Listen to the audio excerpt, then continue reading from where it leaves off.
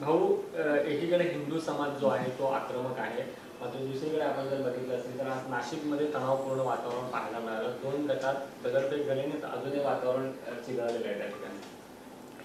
मला वाटतं सकल हिंदू समाजानं बांगलादेशमधील हिंदूंवर जो त्या ठिकाणी अन्याय अत्याचार होतोय त्या संदर्भात भावना व्यक्त करण्यासाठी मला वाटतं तो मोर्चा होता.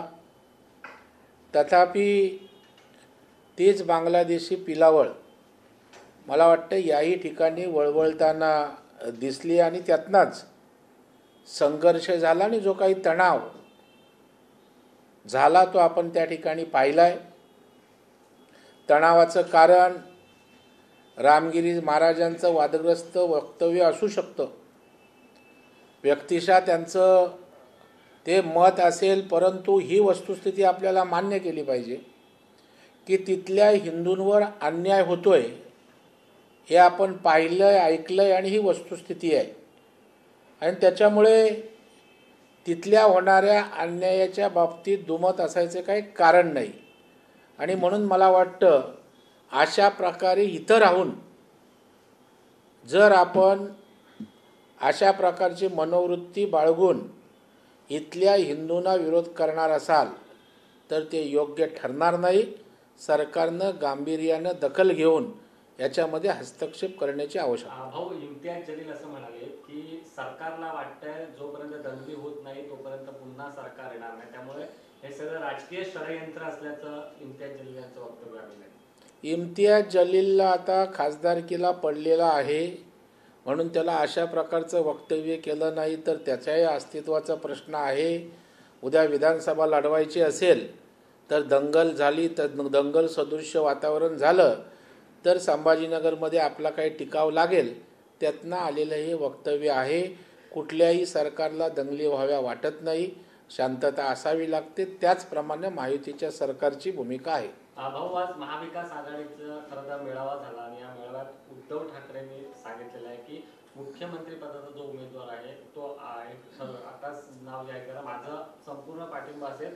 त्याने उदाहरण दिलं ज्यावेळी महायुतीचं सरकार होतं त्यावेळी आमदार पाडापाडीचे प्रकार झाले, धोका झाला असं ते म्हणाले.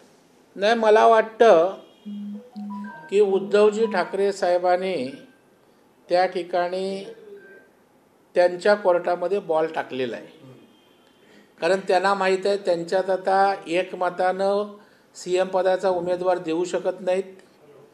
काँग्रेसमध्ये 4 उमेदवार आहेत. पृथ्वीराज चव्हाण इच्छुक आहे, बाळासाहेब थोरात इच्छुक आहेत, नाना पटोले, विजय वडेट्टीवार आहेत. शिवाय तरुण नेतृत्व आमचे बंटी पाटील आहेत, पतंगरावांचे चिरंजीव विश्वजित कदम आहेत. त्याच्यामुळे 6-7 नावांपैकी एकाचं नाव कसं आणि कोण जाहीर करणार.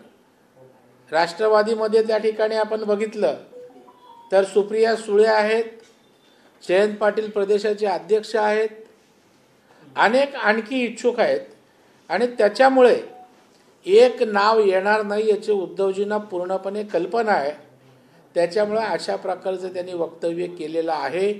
परंतु महाविकास आघाडी एकत्रितपणे एक नाव देऊ शकत नाही, ही वस्तुस्थिती आहे. लाडकी बहीण योजनेचे जे आहे ते 200 कोटी आता मंजूर झालेले आहेत आणि ते कुठेतरी खिशात घालण्याचा प्रकार आहे असं विरोधकांकडून टीका. जाहिरातीचं बोलतायत योजनेच्या प्रचारासाठी. त्यामुळं कुठल्याही सरकारची योजना असेल तर त्या योजनेच्या प्रचार आणि प्रसारासाठी त्या ठिकाणी खर्च करत असतो. डिपार्टमेंट जे DGPRI असतं, माहिती व जनसंपर्क, ते खर्च करत असतं आणि ते कशासाठी खर्च केले याचाही हिशोब त्या ठिकाणी दिला जात असतो.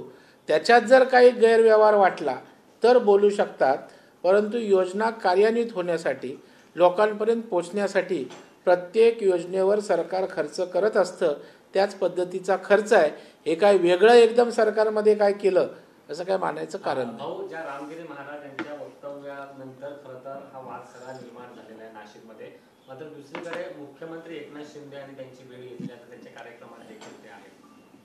नाही, मला वाटतं त्या रामगिरी महाराजांचं त्यांचं वैयक्तिक काही मत त्या ठिकाणी असू शकतं, परंतु त्यातनं जी गोष्ट सत्य आहे ती आपण मानली पाहिजे की तिथल्या हिंदूंवर, तिथल्या महिलांवर अनवणित अत्याचार त्या ठिकाणी होत आहेत, हा त्यातला सार आहे.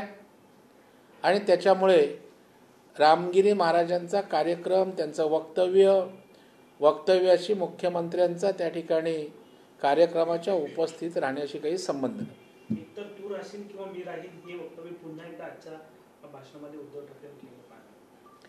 नाही, मला वाटतं त्यांनी ती आव्हानात्मक भाषा निवडणुकीसाठी त्या ठिकाणी केलेली आहे. आणि हे आता कोण राहणार आणि कोण जाणार हे महाराष्ट्रातली जनता आणि मतदार त्या ठिकाणी ठरवणार आहेत. त्याच्यामुळे आपण निवडणुकींपर्यंत वाट बघूया. निवडणुकीच्या निकालानंतर कोण राहिलं आणि कोण गेलं हे त्या ठिकाणी स्पष्ट होईल. मोदी साहेबांना घालवण्यासाठी देश एकवटला होता, सारे पक्ष एकवटले होते, सगळ्या प्रवृत्ती एकवटल्या होत्या. परंतु मोदी साहेब राहिले, तिसऱ्यांदा पंतप्रधान झाले, त्यांना घालवणारेच त्या ठिकाणी गेले.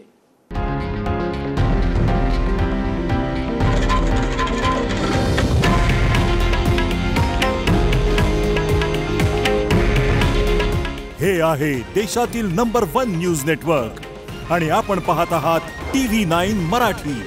काळजी तुमची, हित महाराष्ट्राचं.